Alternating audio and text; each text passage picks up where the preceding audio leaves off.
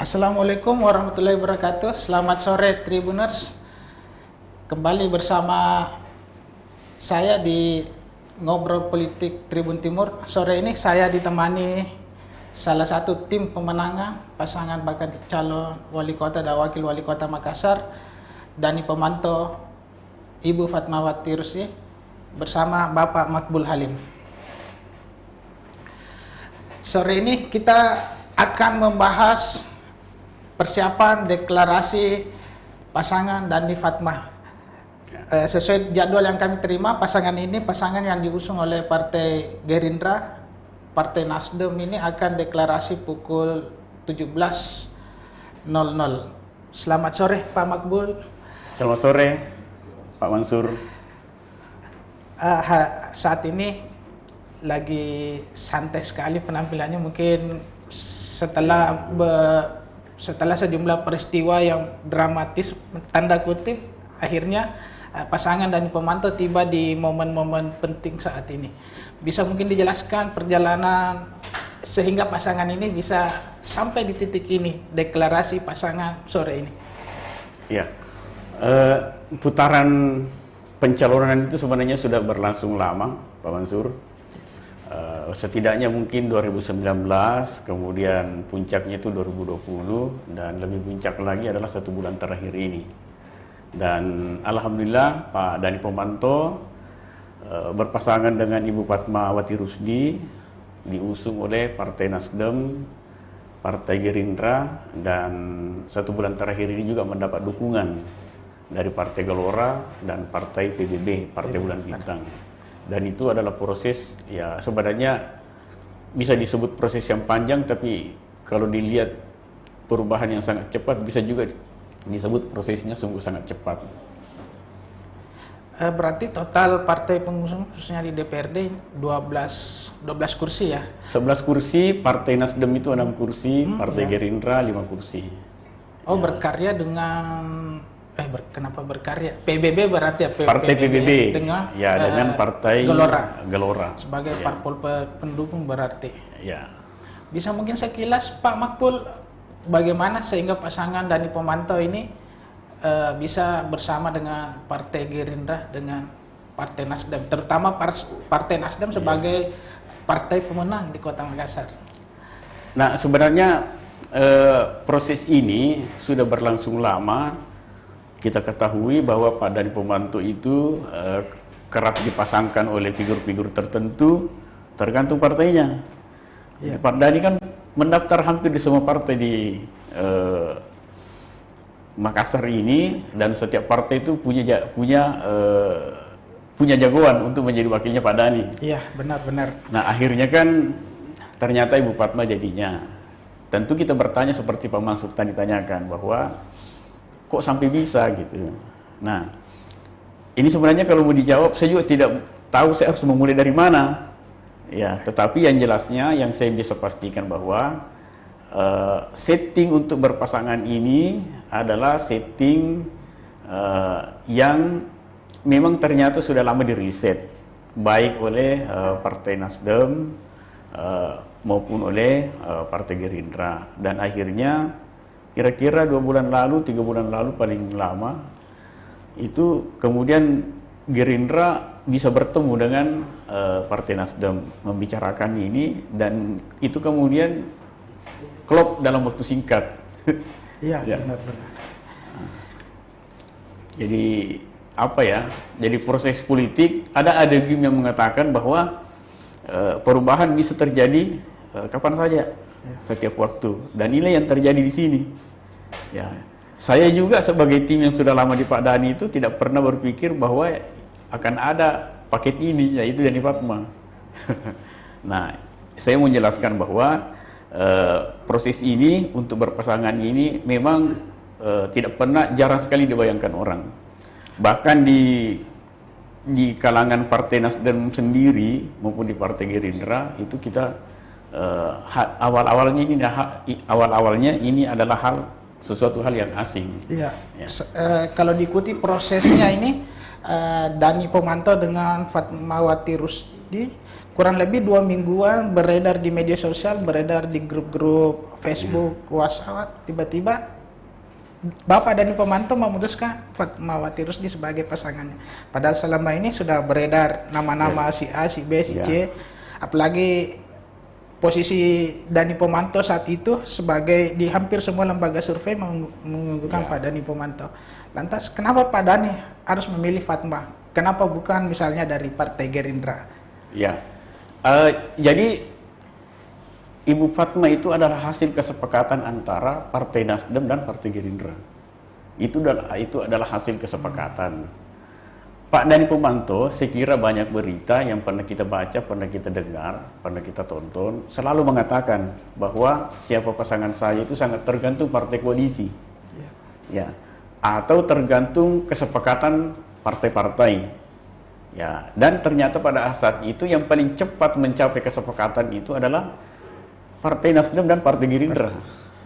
Nah, kesepakatan itu sudah lengkap dengan calon wakil. Ya, ada memang beberapa nama yang diusulkan oleh koalisi ini, tetapi dengan Ibu Fatma itu paling cepat prosesnya. Nah, jadi setelah menjadi kesepakatan antara ini, Pak Dani ya tentu menerima. Kenapa dia menerima? Karena itulah prinsipnya dari awal, bahwa yang akan menjadi pasangan saya nanti itu adalah hasil kesepakatan partai pengusung, partai koalisi yang akan mengusung. Nah, itulah sehingga kalau ditanyakan bahwa apa pertimbangannya Pak Dani, sebenarnya yang punya pertimbangan itulah partai pengusung. Iya. Ya, Pak Dani hanya konsisten saja pada apa yang sudah disampaikan sejak dari akhir 2019 bahwa yang akan menjadi wakilnya nanti adalah kesepakatan partai koalisi. Partai koalisi. Nah, gitu Pak Mansur. Ya. Ini menarik ini Pak Makbul. Kemudian kembali ke konsep deklarasi yang beberapa menit lagi mungkin akan dilaksanakan di Pantai Losari. Mungkin Pak, bisa diceritakan sedikit konsepnya. Kemarin pada sesi jumpa pers sudah dijelaskan secara detail bahwa proses deklarasi harus di atas lautan, bukan di daratan. Sebenarnya kenapa harus pinisi? Sebenarnya bukan harus di atas laut, bahwa ini adalah pilihan-pilihan. Iya. Ada banyak pilihan, bisa di lapangan terbuka, bisa di gedung tertutup yang ukuran besar, ya bisa juga only hanya di channel online. Iya. Ya, tetapi kita memilih yang out of the box orang berpikir. Jadi kalau orang berpikir ruangan terbuka, ruangan tertutup, kita memilih yang di luar dari itu. Ya, itulah sehingga kenapa Pak Dani dan Ibu Fatma beserta krunya memilih deklarasi di atas permukaan laut. Dalam hal ini di atas perahu pinisi. Mungkin sesuatu hal yang different, kurang lebih seperti itu. Kenapa mesti di atas perahu pinisi? Ya, kita tahu perahu pinisi itu adalah simbol kebudayaan kita di Sulawesi Selatan sebagai nenek moyang yang dikenal sebagai pendekar maritim. Pendekar maritim, dan itu tersimbolkan oleh perahu pinisi. Itulah sebabnya sehingga pasangan ini akan kita umumkan secara resmi di atas perahu pinisi. Itu. Yang lain, kenapa di perahu? Ya, perahu itu kan di atas air. Ya, apakah dia di sungai atau di laut. Tetapi intinya kalau soal perahu adalah di situ adalah pelaut. Ya, jadi pelaut ulung itu berdirinya di atas kapal. Ya, bukan di atas kursi. Bukan di mana, tapi di laut. Yang utama di sini adalah bahwa Pak Dani, kita ingin ingatkan kepada tim bahwa Pak Dani itu adalah petarung sebagaimana halnya ombak, sebagaimana halnya pelaut yang tidak pernah gentar menghadapi ombak. Ya, dan Pak Dani dengan perahu ini kita yakin bahwa tantangan ke depan itu tidak ringan. Tidak ringan, ada banyak, ada ombak, ada badai, kemudian ada mungkin karang dan seterusnya. Inilah kita gambarkan bahwa perjalanan kami melintasi Pilkada Makassar 2020 ini adalah seperti sebuah perahu yang akan melintas di laut, penuh dengan badai, penuh dengan karang, penuh dengan angin dan seterusnya. Kurang lebih seperti itu. Luar biasa, Tribuners. Ternyata Dani Pomanto, Fatmawati sudah punya konsep yang super sekali di konsep deklarasinya. Saya coba fokus di Ibu Fatma, Pak. Ya. Kenapa? Karena dari semua kontestan di Pilwali Makassar ini satu-satunya kontestan perempuan. Kira-kira menurut Anda, apakah warga masyarakat Kota Makassar salah satu pemimpinnya adalah perempuan? Mengingat 2-3 periode terakhir belum pernah terjadi hal yang demikian. Iya. Setidaknya untuk keadaan sekarang, kandidat yang tersedia sekarang ini yang satu-satunya paket yang ada perempuan itu adalah paket pasangan Dani Fatma. Ini bisa sekaligus Iya. menjadi diferensiasi dibanding kontestan lain, tapi di satu sisi juga ini bisa mungkin menjadi celah bagi kandidat lain untuk pasangan Dani Fatma. Nah, tetapi prinsip utamanya di situ bahwa ini adalah hal yang diferen. Nah, sesuatu hal yang diferen itu selalu mempunyai nilai lebih, ya, ketimbang yang lazim. Ya, itu satu. Kemudian perempuan ini adalah tren. Ini adalah tren gerakan gender. Nah, sehingga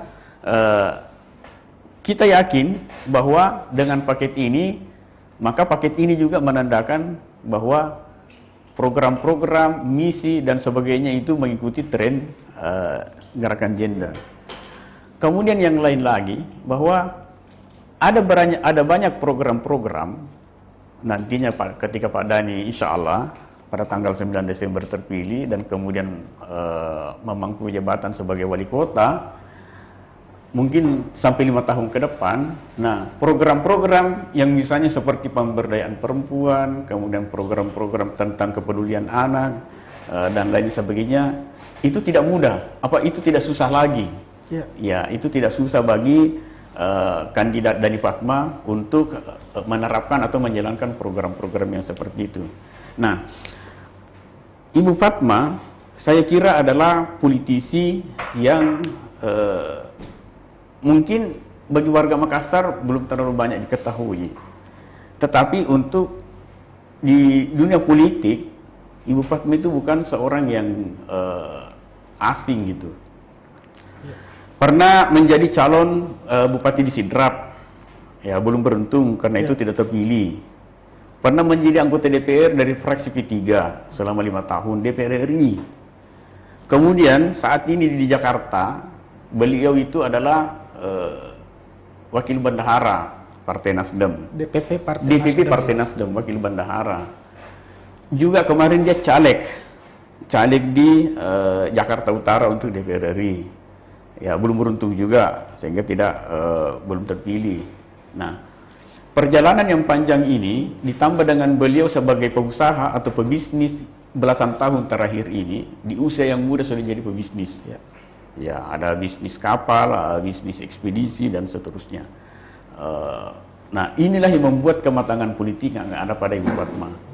Nah, sehingga untuk menjadi wakil wali kota itu bukan sesuatu yang ujuk-ujuk baginya. Ya.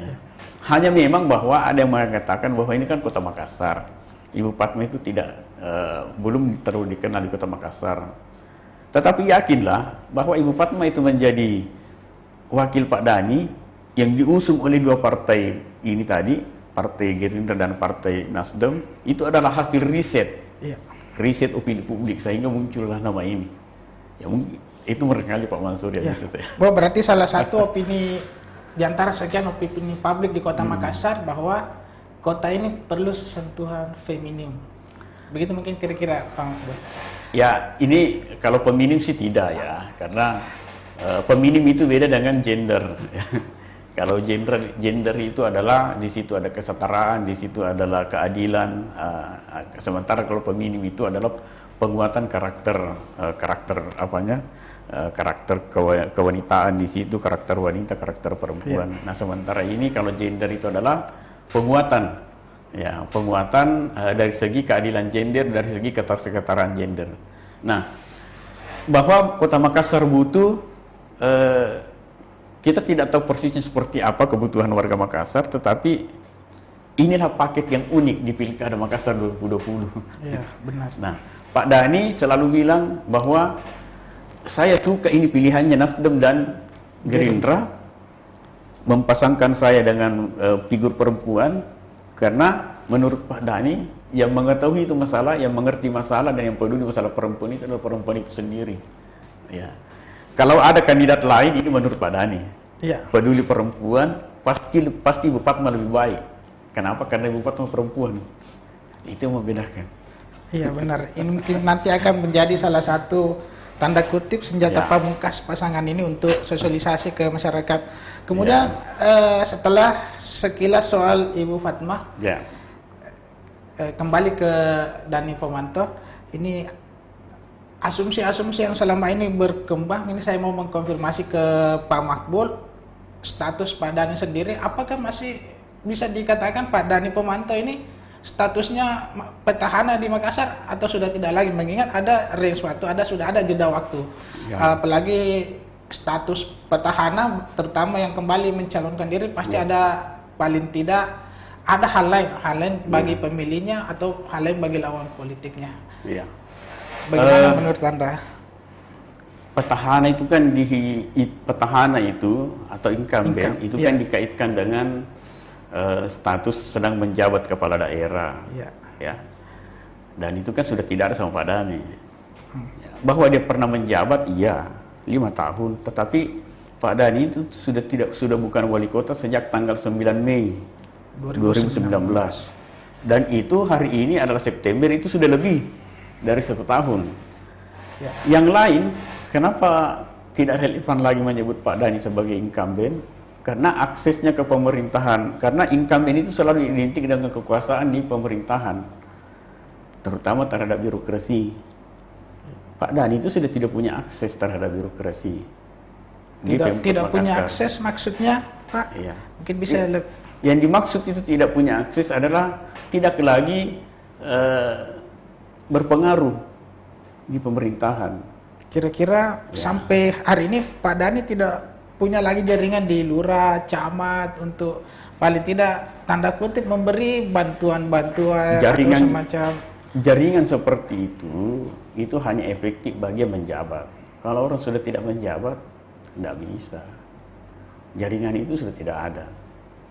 Nah, jika incumbent itu selalu dikaitkan dengan kekuasaan atau akses terhadap jaringan birokrasi di pemerintahan, maka Pak Dhani sudah bukan lagi incumbent. Ini juga sudah waktu lama. Bahkan katakanlah ada pejabat-pejabat yang ingin berbalas jasa, berbalas budi terhadap Pak Dhani di Kota Makassar, itu juga sudah tidak ada. Karena baru 2 bulan sejak Pak Dhani lepas dari jabatannya sebagai wali kota pada saat itu, kan semua pejabat-pejabat eselon yang dilantik oleh Pak Dhani itu Dibatalkan pelantikan. Ya, dibatalkan jabatannya oleh rezim pemerintahan berikutnya. Jadi yang mana lagi yang dimaksud bahwa Pak Dhani masih mempunyai pengaruh? Dan mereka yang digeser ini adalah pemegang jabatan-jabatan strategis ya dalam pelayanan publik. Ya. Tadi menarik sekali soal perbincangan soal jaringan Dhani Pomanto, terutama setelah 5 tahun menjabat. Ingat saya, salah satu program andalan Dhani Pomanto selama menjabat itu terkait dengan pemberdayaan RT/RW. Sampai hari ini, sampai di level RT/RW masih Pak Dhani kira-kira masih bisa mengandalkan jaringan-jaringannya itu atau ada hal-hal lain mungkin bisa disampaikan sedikit yang bisa disampaikan. Kalau yang off the record sebenarnya jangan disampaikan karena siaran ini atau tetap saya katakan tapi saya bilang ini off the record. Ya. Di berbagai kesempatan kalau saya diundang atas nama Pak Dhani, saya sering ditanyakan apakah Pak Dhani, saya pernah ada peristiwa bulan Desember 2019, waktu itu Pak Dhani elektabilitasnya, survei itu bukan dilaksanakan oleh timnya Pak Dhani, ada partai yang ingin mencalonkan Pak Dhani dan bukan partainya yang ini, ya ada partai yang mensurvei dan hasilnya Pak Dhani itu kalau dia seorang diri itu sampai 57%. Kalau dia berpasangan itu paling rendah 48%. Itu pengambilan data Desember 2019. Ya, 2019. Saya tidak sebut lembaga surveinya. Saya ditanya, waktu itu belum ada COVID. Jadi belum ada COVID. Jadi waktu itu hari pencoblosan itu di bulan September. Ya, bulan depan lah kalau saya tidak salah tanggal 20 sekian ya. Saya ditanya bagaimana cara Pak Dhani mempertahankan elektabilitas yang tinggi itu. Karena kan dia belum ada lawannya, belum ada ininya. Ada dua hal penting yang saya sampaikan. Pertama, saya agak susah menjelaskan, tapi saya kasih saja narasi singkat.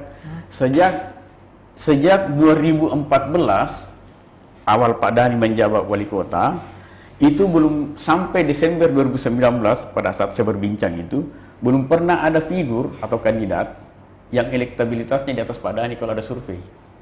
Sampai 2019. Desember 2019 belum pernah ada. Baik itu dalam tahapan pilkada maupun di luar tahapan pilkada. Belum pernah. Ya. Nah, sehingga saya bilang ini kalau saya ditanya bagaimana mempertahankan, lihat saja rentang waktu selama lebih 5 tahun itu. Tidak pernah ada. Kemudian yang lain saya katakan bahwa banyak yang berpikir bahwa militansi tim Dhani Pomanto, jaringan Dhani Pomanto, itu yang membuatnya dia kuat secara electability. Saya bilang Pak Dhani pernah menjadi wali kota selama 5 tahun. Dan dia memberikan manfaat yang dirasakan manfaat itu oleh warga selama 5 tahun. Ya, jadi mereka itulah yang merasakan enaknya jadi warga Makassar selama Pak Dhani jadi wali kota. Mereka itulah yang memperkuat elektabilitas Pak Dhani. Ya, bahwa bukan hanya RT RW. Bahwa ya. ada RT RW, mereka adalah penerima manfaat. Ya, benar. Salah satu kelompok. Mereka adalah penerima manfaat. Selama 5 tahun Pak Dhani, kurang lebih 4 tahun Pak Dhani jadi wali kota, siapa penerima manfaat itu? Dan itu masif. Ada yang menjabat sebagai ketua RT, ada yang menjabat sebagai ketua RW, ada yang menjabat sebagai penasihat wali kota, dan itu jumlahnya ribuan. RT RW itu 6.000, penasihat wali kota sekitar 6.000. Terus para petugas-petugas sampah yang pembawa roda 3 itu, kemudian yang pembawa truk, kemudian yang memilah-milah sampah. Mereka semua mendapatkan manfaat. Manfaatnya berupa kebahagiaan dan kesejahteraan selama Pak Dhani jadi wali kota. Inilah yang kemudian memperkuat Pak Dhani ya menjadi elektabilitasnya sangat kuat. Kemudian setelah Pak Dhani tidak menjabat, semua kenyamanan itu kan hilang. Jadi orang makin rindu sama Pak Dhani. Bahwa dulu kita makan 2-3 kali sehari semalam, sekalinya bukan Pak Dhani jadi wali kota, satu kali malam kita makan. Ya kan rindu orang. Ya, sekarang pangkalan sampah mulai muncul kembali di tepi-tepi jalan. Selama Pak Dhani wali kota tidak pernah ada pangkalan sampah. Berarti kan rindu orang sama Pak Dhani. Nah, kurang lebih begitu. Tapi banyak hal-hal yang lainlah yang bisa diceritakan sehingga kenapa Pak Dhani kuat di jaringan-jaringan itu. Ya, dan Pak Dhani memang rutin menyapa mereka, rutin mengumpul mereka. Tentang RT RW, ya memang tidak semua ke Pak Dhani. Ada memang sedikit, tetapi sedikit itu tidak signifikan merubah posisi RT RW yang bersimpati kepada Pak Dhani. Memang RT RW paling banyak diklaim oleh kandidat-kandidat. Bahwa ada yang bilang RT RW sudah mengalir ke kandidatnya, sudah tidak Pak Dhani lagi. Ya, tapi tidak terbukti di 2018. Gitu Pak Mansur. Oke, Tribuners, ini menarik sekali penyampaian Bapak Makbul Halim ini. Tadi sekilas soal survei Desember 2019, ya. Bapak Dhani Pomanto masih diposisikan di angka 57%. Kalau sendiri. Kalau berpasangan itu paling rendah 47%. Iya. Berarti masih ada. Sementara jeda range waktu menuju pilkada ini sisa 3 bulanan ya. Ya, ini 3 bulan. Jadi pekerjaan besar terutama bagi calon lawan-lawannya nanti untuk Pak Dhani Pomanto. Tadi dibahas sekilas tapi itu Desember 2019 sebelum ada yang namanya COVID-19. Ini mungkin sekilas Pak Makbul soal COVID-19. Pilkada nanti ini digelar. Mungkin kita masih di suasana COVID-19, pandemi COVID, protokol kesehatan mungkin yang sangat ketat masih akan terjadi sampai Desember nanti hari pemilihan. Kemudian juga suasana seperti itu nanti pasti akan ditindaklanjuti oleh para kontestan pilwali, terutama juga tim pemenangan, mungkin ada yang berubah di strategi pemenangan atau hal-hal lain mungkin terkait itu, bisa mungkin disampaikan sekilas soal apa yang akan dilakukan pasangan Dhani Fatma di ini mendapatkan simpati pemilih, tapi di satu sisi dibatasi oleh ruang gerak karena protokol kesehatan nantinya yang akan ketat diatur oleh KPU terutama. Silakan Pak. Itu ada media komunikasi yang kami rancang dan sedang berjalan sekarang, itu untuk merimain ingatan-ingatan orang tentang prestasi, tentang kebaikan-kebaikan Pak Dhani jadi wali kota. Itu semua jadi, dan itu tidak perlu kita ketemu langsung. Mungkin ada melalui pesan-pesan tertentu, melalui media tertentu. Ini mungkin Pak Makbul, kalau ini detail jangan sampai dicontek oleh kandidat lain. Tidak mungkin dicontek. Tidak mungkin. Kenapa Anda yakin sekali programnya Pak Dhani tidak bisa? Karena seluruh calon wali kota sekarang tidak pernah ada yang pernah menjadi wali kota. Dan apa yang sukses dilaksanakan Pak Dhani itu yang kita kabarkan kepada mereka. Iya. Nah, sehingga mana mungkin bisa dicontek. Itu yang membedakan. Iya. Nah, kembali lagi bahwa ini merimain, mengembalikan ingatan-ingatan mereka. Ya kalau yang rindu sih tidak perlu disampaikan, dan itu jumlahnya banyak. Rindunya itu dalam bentuk keluhan. Pak, sekarang tinggal 1 kali mami sampai dia dijemput. Pak, jalanan got ini dulu sebelum hujan sudah diangkat sedimennya.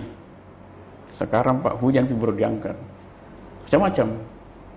Itu adalah ungkapan-ungkapan kerinduan. Nah, tetapi bukan itu yang kami garap melalui program komunikasi. Yang kami garap adalah mereka yang pernah merasakan tetapi tidak mungkin karena faktor waktu sehingga tidak ingat. Itu yang kita ingatkan. Ada dalam bentuk brosur, ada dalam bentuk broster, ada dalam bentuk pesan-pesan elektronik. Ya, dan itu relevan dengan kerja seperti itu, relevan dengan kondisi sekarang berarti. Ya, sehingga praktis kita tidak perlu ketemu mereka. Karena kalau ketemu mereka, ya ini kan COVID-19 ini bisa menyerang, bisa menjangkiti siapapun. Iya, benar. Ya, nah itulah sebabnya sehingga menurut saya Pak Dhani diuntungkan sebenarnya dengan keterbatasan atau kesulitan yang ada sekarang. Beda kalau Pak Dhani belum pernah menjabat, pasti kita menjanji. Ya. Nah, menjanji itu kalau orang itu harus gila mulut tak berbicara. Artinya kita harus berhadapan. Ya. Tapi kalau kita belum pernah melakukan sesuatu, andai Pak Dhani belum pernah melakukan sesuatu, tentu Pak Dhani susah menjelaskan ke orang kalau dia tidak ketemu langsung. Nah, itulah mungkin yang membedakan. Ya, Tribuners, kita sudah di akhir sesi ngobrol politik bersama tim pemenangan Bapak Dhani Pemanto dan Ibu Fatmawati Rusti. Masih ada pertanyaan terakhir untuk Pak Makbul ini. Ini pertanyaan terakhir ini kami tanyakan semua kontestan Pilwali Makassar atau tim pemenangan Pilwali Makassar yang hadir di tempat ini. Pertanyaannya Pak Makbul, tadi disampaikan bahwa politik itu sangat dinamis. Jangankan hitungan hari, bahkan dalam hitungan jam saja bisa berubah. Ya. Menurut Anda, seberapa yakinkah Anda pasangan Dhani Pemanto Fatmawati Rusdi bisa mendaftar di KPU besok? Sudah belum cukup 24 jam lagi ini, tapi kira-kira apakah seberapa yakinkah Anda? Kami tim Dhani Fatma itu mendapat jadwal besok itu pukul 8. Ya. Semua surat-surat yang ditandatangani oleh partai politik itu sudah ditandatangani kemarin sore di salah satu hotel tempat kami jumpa pers kemarin. Ya. Sudah ditandatangani BB1 KWK. BB1 KWK itu adalah formulir di mana ada semua pimpinan partai di situ bertanda tangan. Sudah. Satu. Yang kedua, ketua dan sekretaris DPC Partai Gerindra maupun Nasdem itu sudah standby dan kemarin ada semua. Besok insya Allah mengantar. Ini kan tinggal menghitung jam lagi kita akan berangkat mendaftar. Tidak cukup 24 jam lagi. Tidak cukup. Apalagi yang diragukan bahwa tidak akan mendaftar. Yang lain lagi, bahwa yang membuat B1 KWK itu adalah DPP. Nah sekarang di Pantai Losari itu di atas pinisi jam berapa sekarang? mereka-mereka, beliau-beliau itu sekarang sudah ada di atas ekspedisi untuk menyaksikan Pak Dhani meresmikan dirinya berpasangan dengan Ibu Fatma yang akan mendaftar besok di KPU. Siapa-siapa mereka? Wakil Ketua Umum Partai Nasdem DPP, Ahmad Ali, DPP, yang juga menangani pilkada di DPP Nasdem. Kemudian Wakil Ketua. Jadi Pak Ahmad Ali adalah orang kedua di Partai Nasdem. Terkait dengan pemilihan langsung ya pilkada ya. Hanya satu di atasnya Partai Nasdem ini, Pak Ahmad Ali. Tinggal Pak Surya Paloh. Ketum. Lalu Pak Dasko Ahmad. Dasko Ahmad ini adalah Wakil Ketua bidang KK.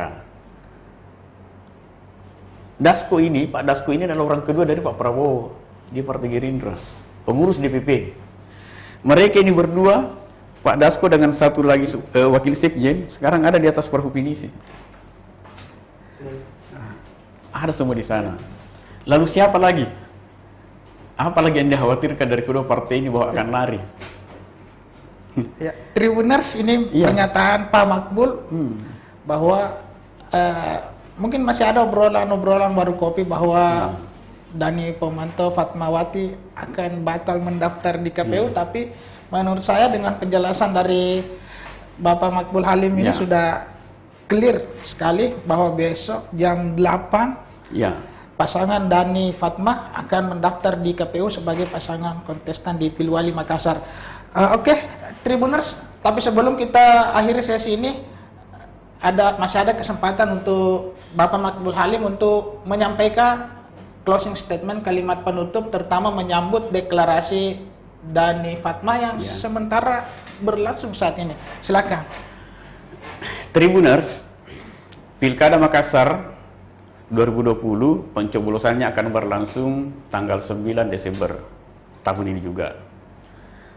Kalau ini berjalan lancar sesuai dengan informasi yang ada, itu akan ada 4 kandidat. Salah satunya adalah Dhani Pomanto berpasangan dengan Fatmawati yang diusung oleh Partai Gerindra dan Partai Nasdem dengan total 11 kursi di DPRD Kota Makassar. Harapan kami, harapan saya, harapan tim DP Fatma adalah mari berkompetisi, tidak saling menjegal, tidak saling merendahkan, kedepankan ide-ide brilian, ide-ide cerdas, bukan mengedepankan kebencian, bukan mengedepankan merendahkan pihak-pihak lain. Karena sesungguhnya demokrasi itu adalah untuk saling memperlihatkan keberadaban kita sebagai manusia yang tidak memaksakan kehendak secara paksa. Itu sebenarnya yang kami harapkan dari tim DP Fatma. Karena itu maka kalau semua kandidat ini setuju dengan kami, maka selama tahapan 3 bulan ke depan ini tidak akan ada hal-hal yang akan menodai demokrasi di Kota Makassar. Itu harapan kami. Ya, terima kasih Pak Makbul mewakili kru redaksi Tribun Timur. Kami mengucapkan terima kasih banyak atas kehadirannya di tempat yang sederhana ini. Tribuners, seperti biasa sebelum penutup kami tidak henti-hentinya menyampaikan pesan untuk selalu mengingat menerapkan protokol kesehatan, pakai masker, jaga jarak.